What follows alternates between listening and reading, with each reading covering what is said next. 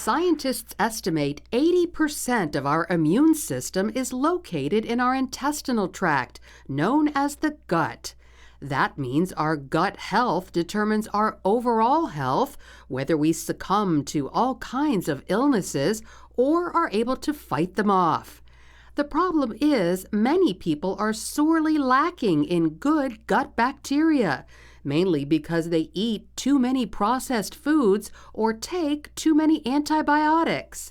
How do we fix it? In his book, Brain Maker, neurologist David Perlmutter says foods and supplements that contain probiotics are the source of that good bacteria. He says getting enough of that good bacteria in your diet will not only heal your body, it will protect your brain as well.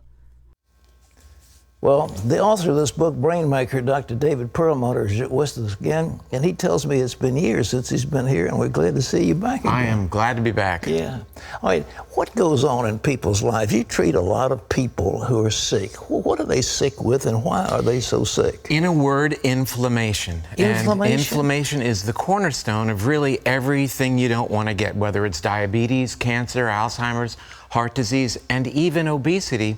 These are inflammatory conditions, and what we now understand is that inflammation in the body is regulated by the very bacteria that live within the gut. Wait a minute, you mean this gut down here that everybody doesn't want to talk about too much because it doesn't sound polite, your gut regulates the inflammation in your body? That's right, and therefore our gut bacteria plays such a huge role in determining our health destiny. Who knew?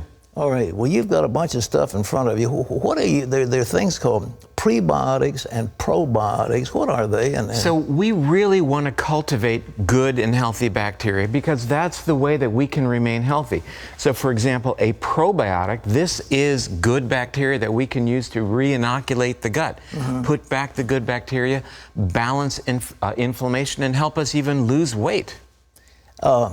In your book, you are death on the substance that they add to wheat.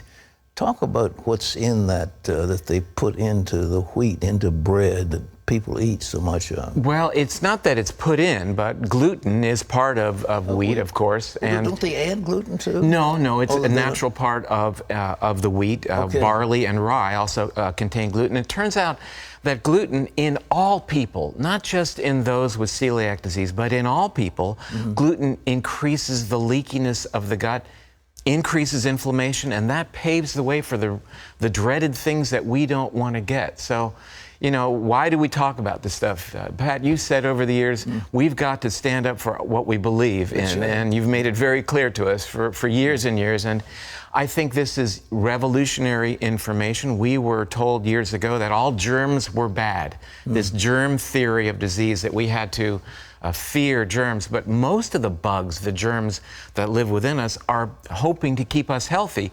And eating foods that are fermented, for example, that foods that have been fermented, like kimchi and sauerkraut. Here's kimchi.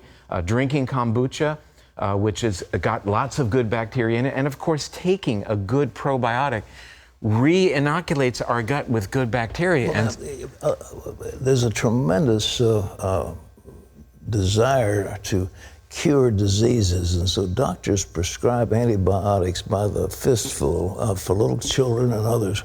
What does that do to the gut? It's dramatic. One course of antibiotics will change a person's gut bacteria for the rest of his or her life. Wait a minute, one course of it? One course. Now, let's be clear. I'm not saying we shouldn't use antibiotics. They can save lives. But the notion that we should be giving them out with every cold or every sniffle, especially to our children, is really overwhelming. And it's beyond the fact that we're using antibiotics to treat diseases. 70% of the antibiotics used in America go into the food that make the cattle bigger, make the chicken have more fat. Well, in other words, everybody is eating food. We all eat that food. And that is killing the gut bacteria, which is keeping us from having inflammation. That's right. And even more incredible is, you know, for the past few years, we've wondered, why is it, for example, that people who are drinking diet drinks, for example, are gaining weight. It doesn't make sense. You're drinking a beverage that has no sugar, has no calories, and yet people are getting fatter. It turns out that the new research indicates that the reason that's happening is because of the effect of the artificial sweeteners on damaging the gut bacteria, just like antibiotics. You mean Sweet and Low and those other sweeteners that so many people, and they're all, every diet drink, those things actually damage the gut bacteria? They damage the gut bacteria and are associated with a dramatic increased risk of weight gain and even diabetes. The reason in the 1950s that farmers began giving antibiotics to the cattle is because it made them fatter. Turns out the same thing is happening in humans. We've got to nurture our good bacteria, and that's the key to remaining healthy. We can change our health destiny. Is there any sweetener for people that don't want to eat sugar? My vote is that we, as you do yourself, we try to keep people away from giving in to the notion that they need sweet. The less you cater to that, the less likely you are to slip and then eat the foods that are inappropriate for you. Got to get rid of the sugar. And, you know, we were talking about this earlier today about the notion, well, these are hard changes to make in the diet. And I've always said halfway measures only work halfway. And I'd like people to jump in with both feet and make the changes today. Well, now, are you talking, we got kimchi, we've got, what else I mean, you've got, here in front of us, these are various types of vegetables. Now, are these pre or pro? These don't have a lot of probiotics in them, but they are what we call prebiotics, and it's a really important concept because food, for example, like asparagus, garlic, leeks, onions, these are foods that have a specific type of fiber that causes the gut bacteria to grow. So you're nurturing your gut bacteria, as I talk about in Brainmaker. How do you keep those good bacteria healthy and let them thrive? They make vitamins for our bodies. They make neurotransmitters, chemicals that balance our mood. In our gut, those little bacteria do that from us? There's 100 trillion. They may be small, but there are a lot of them. Those microbes in your gut outnumber the cells of your body by a ratio of 10 to 1. Come on. So you are more gut bacteria than you are Pat Robertson. Who knew? Who knew? You're looking at a gut bacteria talking to you on television. I've never been had such an honor in my life. All right. Well, now, one of the things that is a dread disease is Alzheimer's. Now, will this affect Alzheimer's? We are squarely looking at Alzheimer's in terms of the role of inflammation. Let's make it very clear. Alzheimer's is an inflammatory condition, and inflammation is governed by the bacteria in the gut. So my life has been spent really to get the word out that we can prevent that dreaded disease, Alzheimer's, affecting 5.4 million Americans, for which we have no treatment today. None whatsoever, and yet it's a preventable disease. Preventable how? It's a preventable disease by lowering our sugar intake, increasing our consumption of healthy fats, eating things like you do, coconut oil, who knew? But most importantly, nurturing our gut bacteria. That's new science. Well, now, so I've had antibiotics, and somebody's given me some antibiotics, and I've had a, intestinal something or other. And now all those little gut fellows have been killed. How do I get them back? You get them back, this is what you do. You get a very high potency probiotic supplement. You begin to eat kimchi at every meal. You begin to focus on the prebiotic foods that will nurture your gut bacteria. And as I talk about in Brainmaker, you've got to be careful about the other medicines that you may be taking, like the non-steroid anti-inflammatory drugs like ibuprofen and the acid-blocking drugs. Don't make your gut bacteria healthy. You know, you mentioned in the earlier segment about statin medications affecting the brain, affecting the body. True. We need things like cholesterol and vitamin D, and we need probiotics. Very, very important. Well, now, what medicine? You said NSAIDs. I mean, we're looking at all those painkillers that they're gut killers. That's right. And these acid-blocking drugs, what we call proton pump inhibitors. A big study just was published from Stanford showing that your risk of heart attack, if you take these acid-blocking drugs, is increased about 14%, and risk of death from that heart attack is doubled by just taking that drug. Give me the names of several of the acid blockers that you're talking about. Well, Pepsid, for example, over the counter.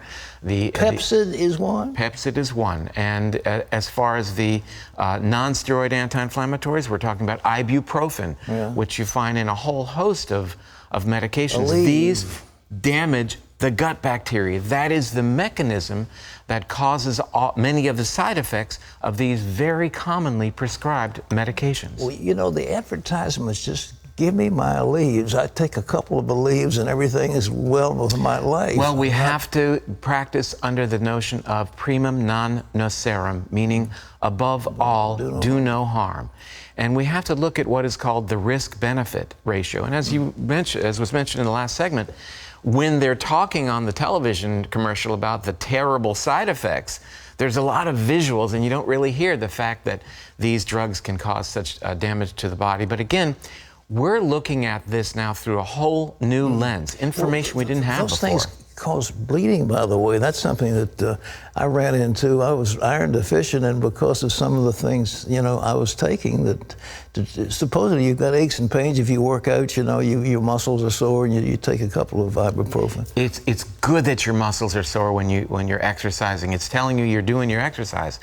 We have to recognize, again, that we have a whole new lens to look at these drugs through, and that is, how are they affecting our gut bacteria? And that's a very, very powerful leverage point for health, for losing weight, for reducing inflammation, reducing our risk for heart disease, diabetes, and even Alzheimer's. Listen, is the medical profession going along with what you're saying to me today? Well, like I mentioned earlier, we stand up for what we believe in, and I prefer to think of it as lighting the candle and not cursing the darkness. But there is research on the microbiome being carried out at every major institution in America now, medical institution, because this is the leading edge, and it's very empowering. You're using the term microbiome. Is that something you made up, or is that?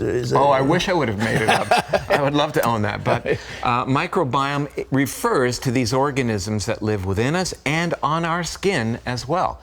We've lived in this beautiful harmony with our gut bacteria. They make vitamins for us. They keep our immune system balanced. They regulate inflammation, and so many of these diseases are exploding on the scene, and now we're beginning to understand why. Why it is, for example, that artificial sweeteners are associated with obesity, which is so counterintuitive. Sure. Well, we have an epidemic of obesity. Young children are getting obese at an early age. We have a tremendous epidemic of heart conditions, of heart attacks, of other types of inflammation and cancer. What are some of the things that are caused by this inflammation? Inflammation is really the most powerful pivot point for virtually every chronic degenerative condition that we deal with. And modern medicine focuses on the end of the problem, on the smoke, and not the fire. We've got to focus on putting the fire out. And inflammation comes from the Latin inflame, meaning to light the fire. Is the pivot point for every major, name 3 or 4 of the conditions. Well, again, coronary artery disease, Alzheimer's, MS, diabetes, obesity. These are all inflammatory disorders. That's a huge net to throw. MS, Alzheimer's, all these things? They're all inflammatory. Any disease, for example, that's treated with inflammation-reducing drugs, and that includes the autoimmune conditions like rheumatoid arthritis and lupus. These things are all inflammatory issues caused by the immune system going out of whack. This is so shocking, because doctors are giving the drugs that are causing this inflammation. They're digging the hole deeper and deeper, and then what happens? People need more and more of the medication. We've got to reset. We've got to push the reset button, and it starts with resetting the gut bacteria, and it begins with the food that we eat. All right, we scared to death people in this audience. I hope you're scared. How do they start? This is day one of a new you. What do you start doing? Eating kimchi or what? Yes, sir. Is that, huh? but not scared. I want people to be empowered and feeling joyful that they're finally getting some information. Will those pills do it? Will the probiotic pills help? I think probiotics are an important part of the program, but it's not just eating the foods to nurture the gut bacteria, but also recognizing what are those lifestyle factors that people may be involved with today that are compromising their gut bacteria. The sugar in the diet, the lack of fiber, the artificial sweeteners, and importantly, the medications need to be reviewed now through this new idea that they may affect the gut bacteria. Well, folks, this may keep you alive. I hope it does. And Dr. Perlmutter's book is called Brain Maker. Fascinating. It's just loaded with information, loaded with facts and figures and analysis of what's going on. You don't want to miss it. It's available wherever books are sold, and I think you can get it maybe through cbn.com, but it's on Amazon everywhere, huh? Yes, sir. So sure good to see you. Good to see you again. I hope the medical community will buy into what you're saying because it's revolutionary. I think it's revolutionary. Eh? It is revolutionary. You know, 90% of the information on this microbiome has only been published in the past 5 years, so this is cutting edge. Well, I'm a fan of nuts and berries. Nuts and berries are good for you. And, you know, the sugar cereals, I'm against all that stuff. But we really have, through the centuries, mankind has existed on a grain diet. And have we missed something there? Was the grain different in the old days? Well, to some degree it was. But, you know, the other thing that's really important that I think your viewers need to realize is that, by and large, wheat in America now is sprayed with a chemical called glyphosate. And glyphosate is used to ripen the wheat more quickly. And new research out of MIT has shown that glyphosate also has a powerful detrimental role in terms of damaging our gut bacteria. So I think that it's really important to focus on welcoming fat back to the table. This dreaded fat that we were all told to avoid, and over the years, we've always eaten good fat, and that's an important point. Healthful fat, like coconut oil and olive oil and nuts and seeds, like you mentioned, and avoiding those fats that have been modified. But I think most importantly, we've got to recognize that fiber, especially prebiotic fiber, is vitally important for maintaining gut health and therefore the entire rest of the body. That's vegetables, all kinds. That's vegetables, yes, sir. Yeah. Absolutely. Doctor, God bless you. Thank you so much. Pleasure to be here.